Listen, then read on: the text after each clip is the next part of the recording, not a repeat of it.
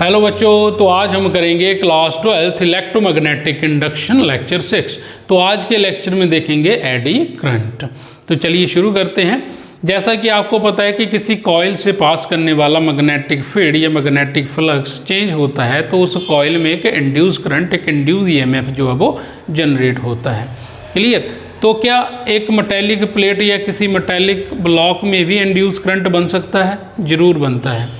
जब किसी metallic plate में पास करने वाला मैग्नेटिक फील्ड या मैग्नेटिक फ्लक्स चेंज करता है तो उस मेटेलिक प्लेट में एक करंट इंड्यूस होता है बच्चों, उस करंट को एडी करंट बोलते हैं।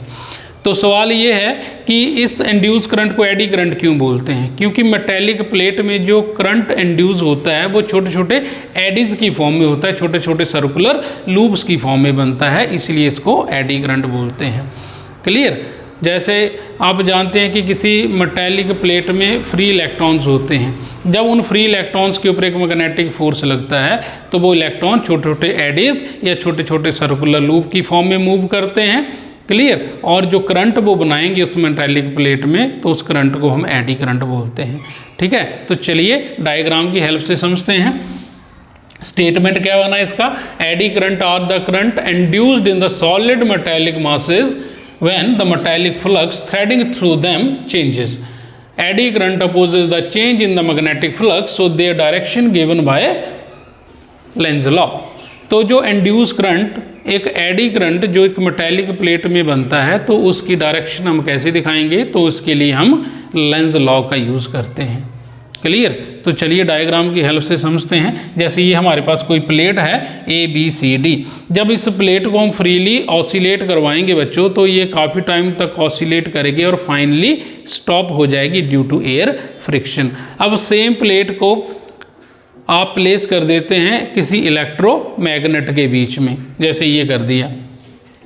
क्लियर? तो ये बच्चों प्लेट जो है इस इलेक्ट्रोमैग्नेट के बीच में स्टॉप होने के लिए बहुत कम टाइम लेगी as compare to when you suspend freely this metallic plate.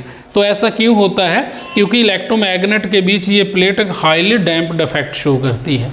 तो चलिए समझते हैं। जैसे हम इस प्लेट को इस इलेक्ट्रोमैग्नेट से बाहर लेके आएंगे तो इस इलेक्ट्रोमैग्नेटिक प्लेट का जो एरिया है वो कम हो जाएगा इस इलेक्ट्रोमैग्नेट के बीच में। तो जैसे ही एरिया कम होगा इस प्लेट का इस फील्ड के अंदर, तो इस मैग्नेटिक प्लेट में मैग्नेटिक फ्लक्स जो है बच्चों चेंज होगा। चेंज होने से क्या है, इस प्लेट में एक इंड्यूस करंट बनेगा और इस इंड्यूस करंट की डायरेक्शन इस टाइप से होनी चाहिए ताकि वो अपने में हो रहे चेंज का अपोज करे। तो बच्चों ये वाला जो राइट साइड का फेस आप देख रहे हैं तो यहाँ पर जो इंड्यूस करंट बनेगा तो किस शेप में बनेगा? एक एंटी क्लॉकवाइज करंट बनेगा। और ये वाला जो राइट साइड का फेस आप देख रहे हैं तो ये नॉर्थ पोल के जैसा बिहेव करेगा। क्लियर? तो ये नॉर्थ पोल और ये इलेक्ट्रोमैग्नेट का साउथ पोल ये क्या करेंगे? अट्रैक्ट करेंगे और हम प्लेट को बाहर लेके जा रहे तो अंदर की तरफ को एक फोर्स लगेगा। ठीक है, ओके।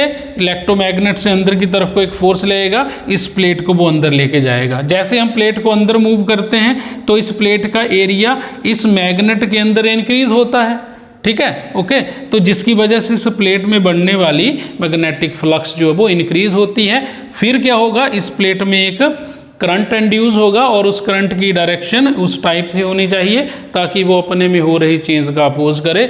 तो बच्चों अंदर जब लेके जाएंगे इस प्लेट को तो इसमें क्लॉकवाइज इंड्यूस करंट पैदा होगा, मतलब ये राइट साइड फेस जो है वो साउथ पोल की तरह बिहेव करेगा। तो साउथ साउथ क्या करेंगे? रिपेल करेंगे। ठीक? जब हम प्लेट को बाहर लेके जाएंगे तो अंदर की तरफ को फोर्स लगेगी, जब अंदर लेके जा रहे हैं तो बाहर की तरफ को फोर्स लगेगी। इस तरह ये प्लेट जो है वो एक हाईली डैम्प्ड इफेक्ट शो करेगी और जल्द ही स्टेबल हो जाएगी। क्लियर? समझे आप? अच्छा, तो क्या हम इस डैम्प्ड इफेक्ट को थोड़ा कम कर सकते हैं? ये जो रिटार्डेशन जो प्रोड्यूस हो रहा है इसको कम किया जा सकता है। हम क्या करेंगे? इस मेटेलिक प्लेट में स्लॉट्स जो है वो बना देंगे कुछ। ठीक है, तो ये हमने स्लॉट्स बना दी इस मेटेलिक प्लेट में। ठीक है, बीच में ऐसे काट दिया कुछ। तो आप देख रहे हैं कि जब हम स्लॉट्स बना देते हैं इस मेटेलिक प्लेट में तो इस प्लेट का एरिया काफ़ी हद तक कम हो जाता है एज कम्पेयर टू दिस। ठीक है। तो ये जो प्लेट है काफ़ी टाइम तक स्विंग करेगी in between this electromagnet as compare to this plate, ठीक है, ओके।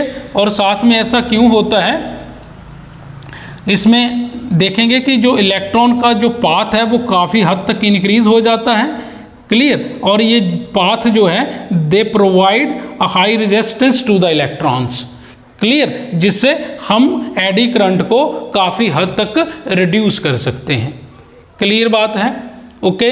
अच्छा, तो बच्चों क्या क्या इसकी डिसएडवांटेजेस हैं, ठीक है। तो इसमें क्या होता है, पहली बात तो कि लॉस होता है इलेक्ट्रिकल एनर्जी का, ठीक है, in the form of heat, clear. Second, heat produce break the insulation of the electrical appliances, ठीक है। जो हीट बनती है एडी करंट के दौरान, बहुत ज़्यादा हीट जनरेट होती है, वो अगर एक मैकेनिकल कोई इलेक्ट्रिकल अप्लायंस है तो उसकी इंसुलेशन को ब्रेक कर, ठीक है, वो सर्किट को, इलेक्ट्रिकल सर्किट को डैमेज कर सकता है। अनवांटेड डैम्पिंग इफेक्ट शो करता है, अनवांटेड डैम्पिंग इफेक्ट शो करता है, क्लियर। तो इसके यूजेस क्या हो सकते हैं, मैग्नेटिक ब्रेक्स में इसका यूज़ होता है, जितनी बुलेट ट्रेन्स होती हैं वहाँ पर जो ब्रेक सप्लाई की जाती हैं उस मैग्नेटिक ट्रेन में, ठीक है, उस मैग्नेटिक ट्रेन में, तो वहाँ पर मैग्नेटिक ब्रेक्स का यूज़ किया जाता है। तो मैग्नेटिक ब्रेक्स के लिए हम एडी करंट का वहाँ पर यूज़ करते हैं, ठीक है, क्योंकि एक हाईली डैम्प्ड इफेक्ट शो करता है एडी करंट, ठीक है। इंडक्शन कुकर में इसका यूज़ होता है, क्यों यूज़ होता है, क्योंकि मतलब एक्सेस लार्ज अमाउंट में ये हीट जनरेट करता है, ठीक है, अननेसेसरली हीट जनरेट करता है, रिटार्डेशन प्रोड्यूस करता है, जिसकी वजह से इसको इंडक्शन कुकर में इसका यूज़ किया जाता है। और स्पीडोमीटर ऑफ द व्हीकल में इसका यूज़ किया जाता है। स्पीडोमीटर बच्चों you know is an instrument to measure the instantaneous speed of the vehicle, clear. तो ये था बच्चों आपका एडी करंट। तो हमने कोशिश की है कि आपको इजी से इजी वे में इसको एक्सप्लेन करें। अगर आपको वीडियो अच्छा लगा हो तो लाइक, शेयर और सब्सक्राइब करें।